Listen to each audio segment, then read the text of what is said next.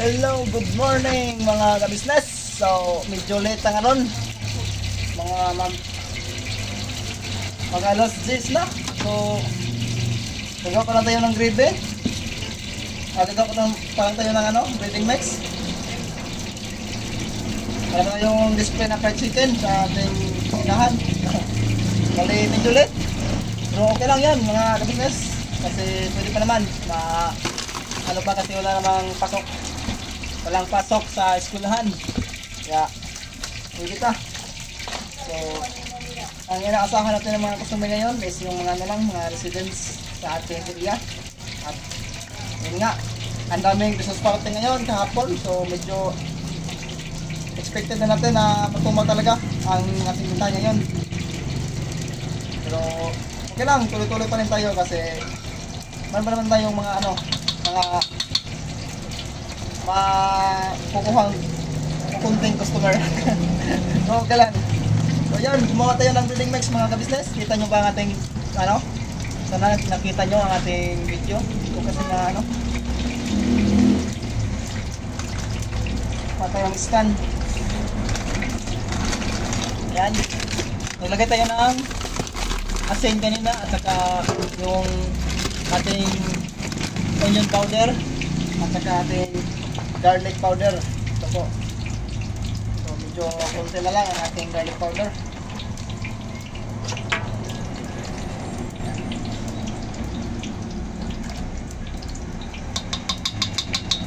So dalawang tablespoon ang ating nilalagay. So medyo mayroon na ating mantika. Ayan naman natin.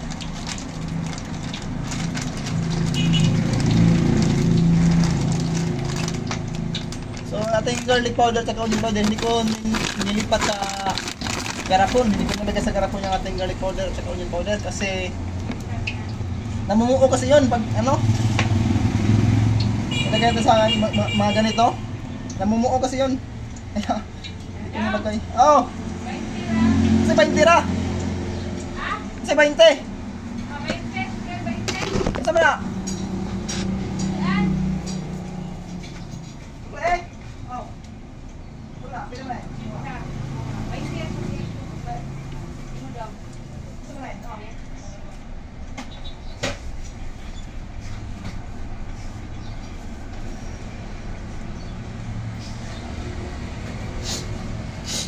Hello mga ka-business. Ano pa hindi ko nalagay dito? Asin, paminta. Okay na. Okay na to. So yun po. So sinamay ko lang kasi para makapa ko yung yung asin, mga yung namumuo para malaman natin kung tamang-tama na yung halo natin ng ating breading mix.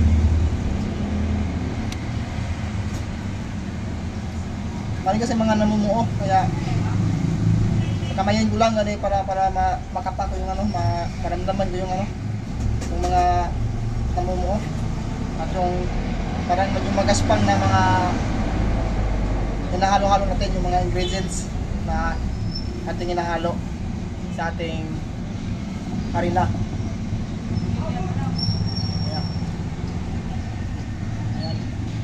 Mikos-mikos lang ito mga business. Mikos-mikos lang. Yan lang ito mga business. So ang ating gamit ng harina mga business is third class ordinary lang na harina para mas mura. Nakakamura tayo. At maganda naman siya gamitin. Maganda ang kanyang texture sa ating fried chicken. At mura pa. At nasa mga 4 kilos to na 4 kilos na harina at 1 kilo na mga lang half, mga medya kilo na cornstarch ating nilagay dito.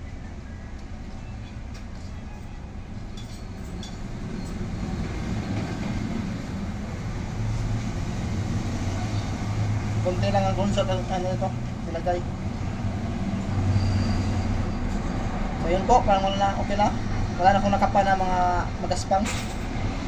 So tama na yung paghahalo niya sa ating breading mix.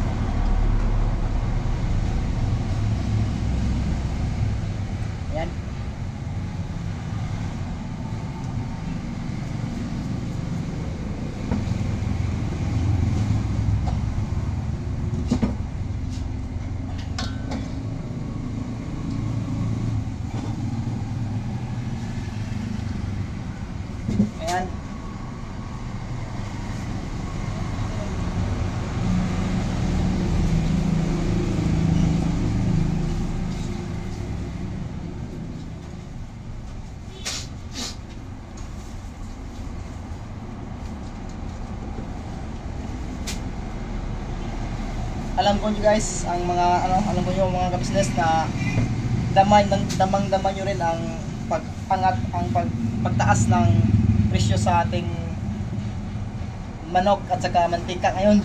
Sobrang taas na. Next. So, pati lang ikukot ang ating manok. Ako lang gloves.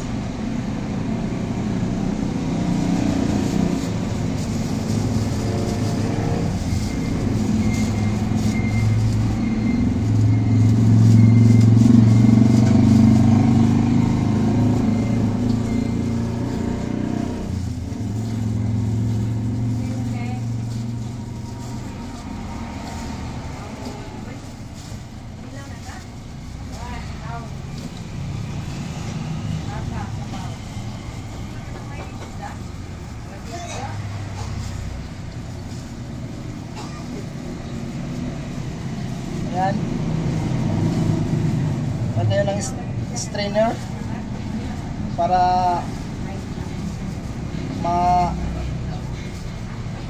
taktak natin ang buti, mga kapagpag tawag yan. Basta ganito, yung matanggal yung mga hindi na dumidikit na harina.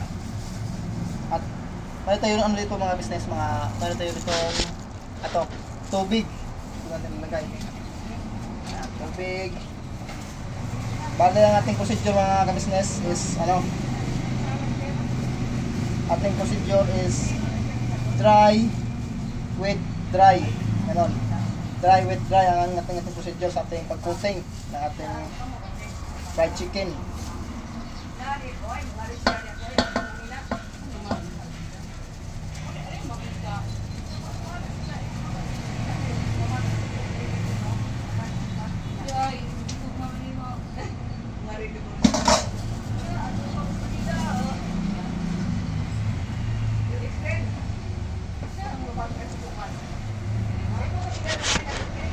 Ayan po mga business.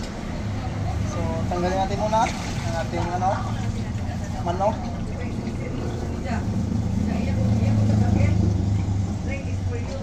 Ating patuluin. Patuluin muna natin mga 5 minutes ang ating ang ating manok para medyo maganda siya pag ang ganyang texture. So, mga 5 minutes muna kasi patuluin ang ating chicken. So pause muna natin yung video, pause lang. So hello guys, so welcome back sa ating video. So 5 minutes ago. So habang naghihintay tayo na mga 5 minutes na pinapatulo natin ating chicken. So naggumawa na tayo ng gravy, ano yung gravy ginawa. So ayan. So wala tayo ng nor cubes nor seasoning para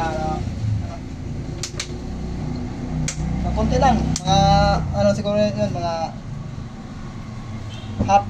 one half or 1/2 tablespoon ang ating nilagay na nor seasoning. Lang pang pabango ng ating pangpabango ng ating gravy. So ito ang ating chicken na pinapatulo natin ng mga 5 minutes. Yan. Okay, natin mantika. So mainitin natin. Oops. So maglagay tayo ng bunti.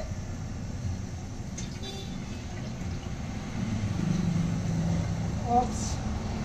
Okay na.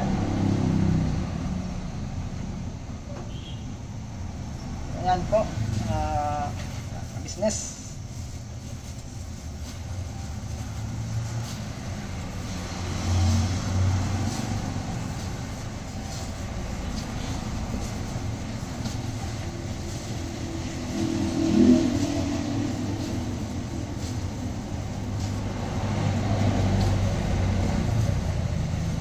Haluin lang natin ng mabuti. Yung mantika, medyo hindi pa yan mainit. Hintayin natin ng bunti na 2 minutes ang ating mantika.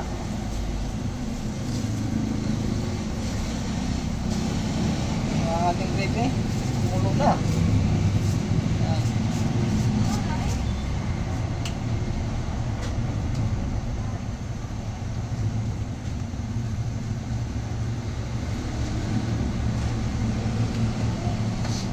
Meron tayo ng ano, dissolved na cornstarch para pangpalapot ng ating gravy.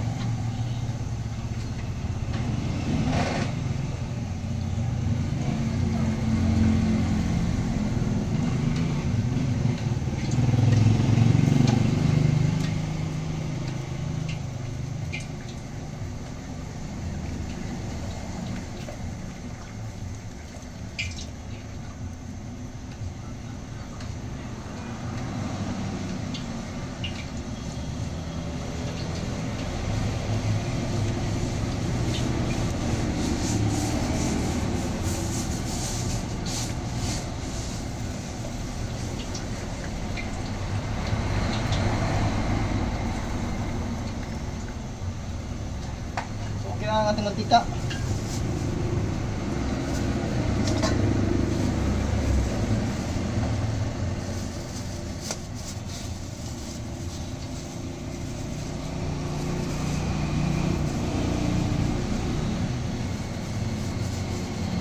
So ating procedure mga ka-business is dry, wet, dry. Tapos ganito, ating itaktak yung mga hindi na dumidikit na harina para hindi mapunta sa ating mantika, para hindi madaling umitim ang ating mantika. Pero hindi pa pala masyadong mainit, so okay na yan.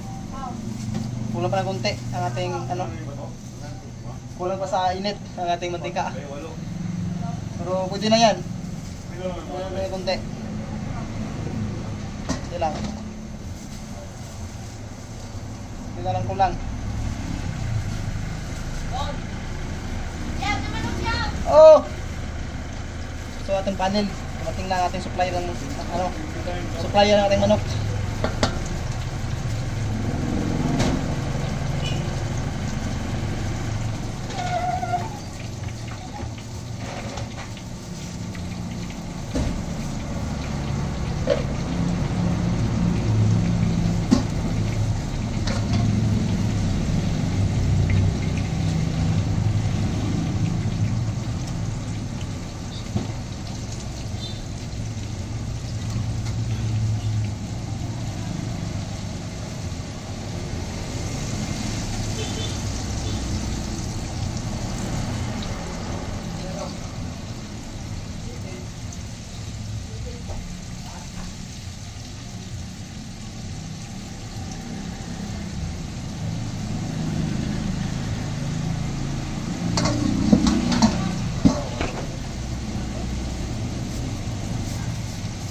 Pwede ng gravy tayo.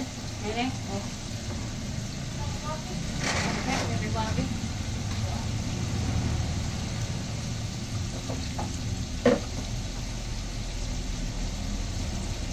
Yay!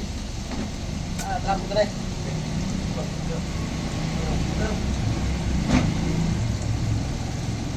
Siya ang tapos. Ayan, takot ko tayo. Tayo, tayo! Ay, sorry, sorry. Dikit. Tayo, tayo. Masuk ka? Tara. Para.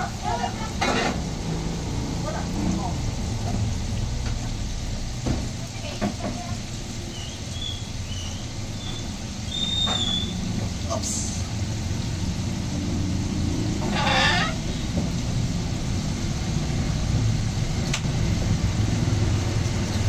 Hoy, Gon, kapin.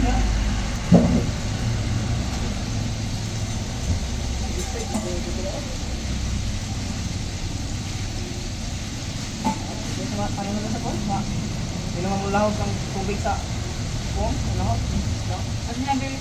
Ha? Kuwan? Kapong na. Oh.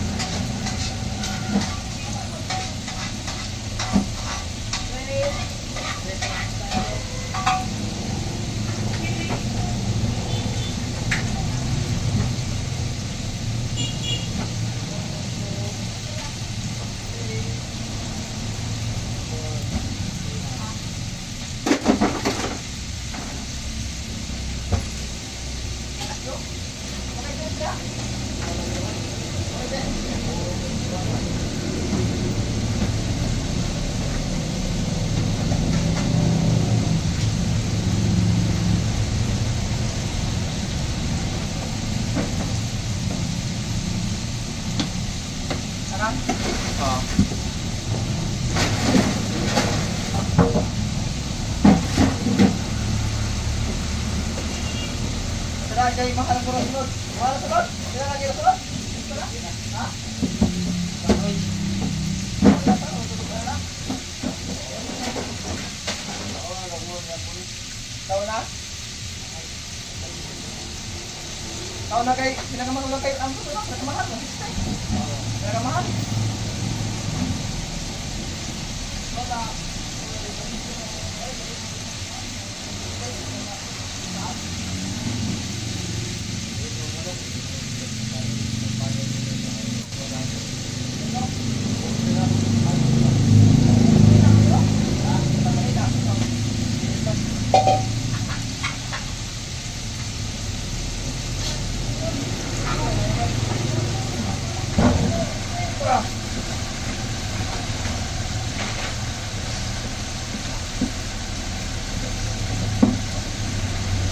So yun po mga business.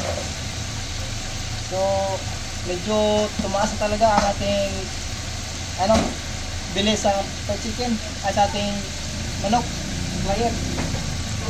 Kasi daw napaka tumal daw ng napakaliit lang ng stock mga manok. So walang manok. Tumaas.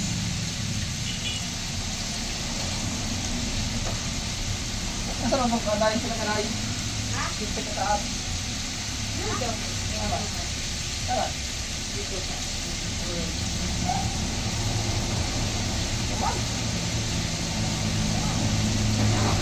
Ay, tao ko na yan.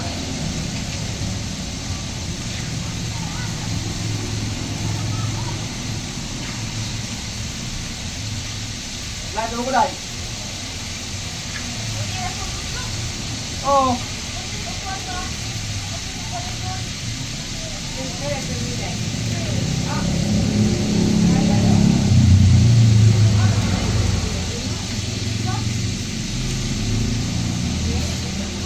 Yan po mga business. Malapit na maluto ang ating fried chicken. So, pasensya na po kasi medyo masikip talaga ang ating area. Kunti lang talaga ating area, maliit lang talaga ang ating area. So, napaka sikip talaga ang ating kusina.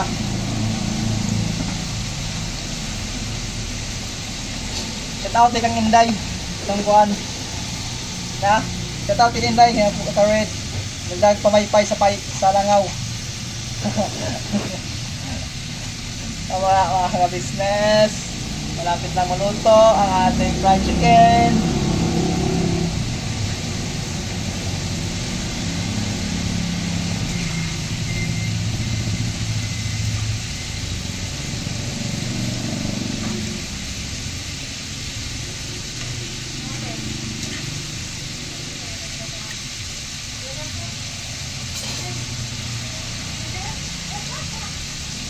So, ang ating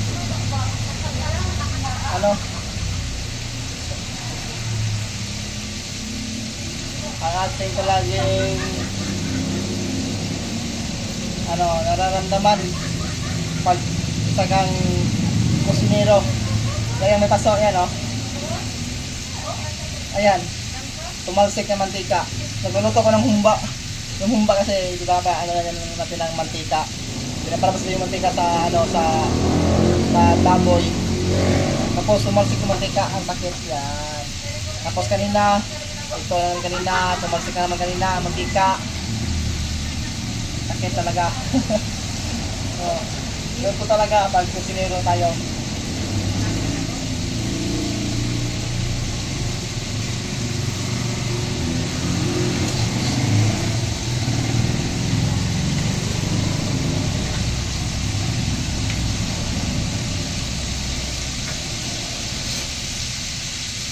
So, pasensya na, hindi natin kinakat ang ating video. So, para makikita nyo talaga na ang ating pagproseso at magluluto. At makikita nyo kung ilang oras ang ating pagluluto ng ating fried chicken para makuha nyo ang ating diskarte sa pagluluto ng fried chicken, mga ka-business. So, sundan nyo lang po ang ating video sa pagluluto at kuha kayo ng masarap na fried chicken.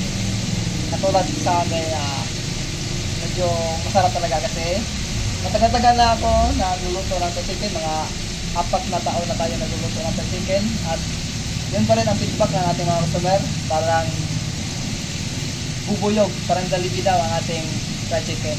Napakasarap. Ayan po.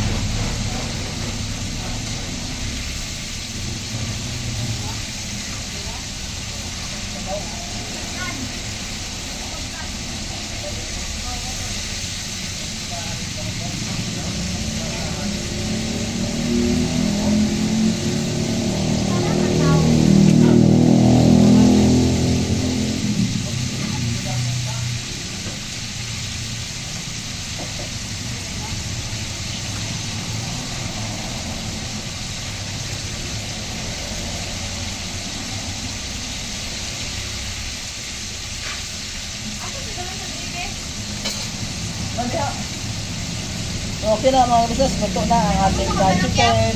Ha?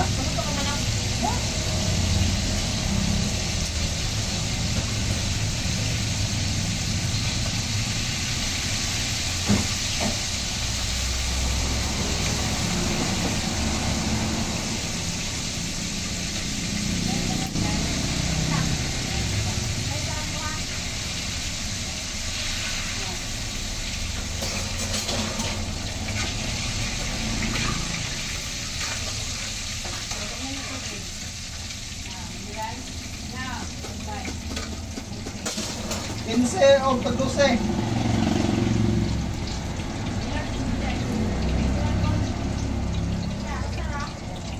Wala. Flex natin. I-flex natin.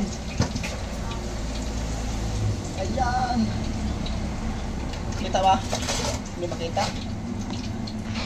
Natin. Ayan.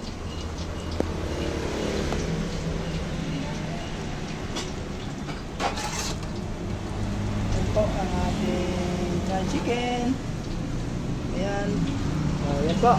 Thank you for watching and God bless ating lahat.